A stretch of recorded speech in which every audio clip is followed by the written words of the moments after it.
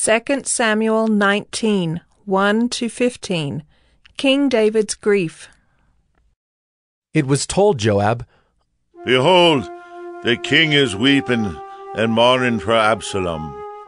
So the victory that day was turned into mourning for all the people, for the people heard that day, The king is grieving for his son.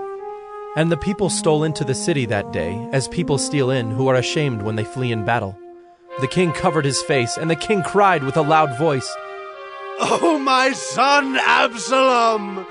Oh, Absalom! My son! My son! Then Joab came into the house to the king and said, You have today covered with shame the faces of all your servants, who have this day saved your life, and the lives of your sons and your daughters, and the lives of your wives and your concubines, because you love those who hate you and hate those who love you.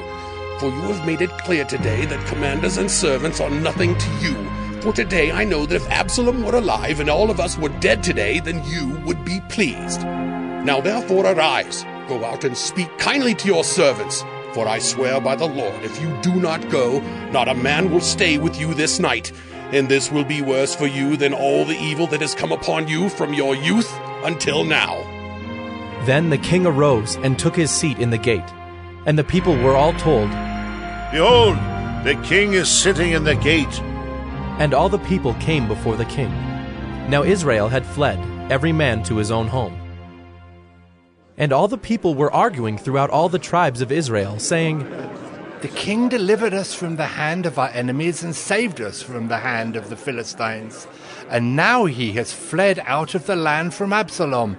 But Absalom, whom we anointed over us, is dead in battle. Now, therefore, why do you say nothing about bringing the king back? And King David sent this message to Zadok and Abiathar the priests. Say to the elders of Judah, Why should you be the last to bring the king back to his house, when the word of all Israel has come to the king? You are my brothers, you are my bone and my flesh. Why then should you be the last to bring back the king?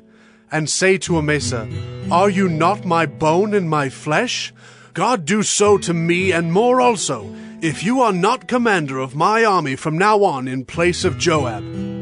And he swayed the heart of all the men of Judah as one man, so that they sent word to the king. Return, both you and all your servants. So the king came back to the Jordan, and Judah came to Gilgal to meet the king, and to bring the king over the Jordan.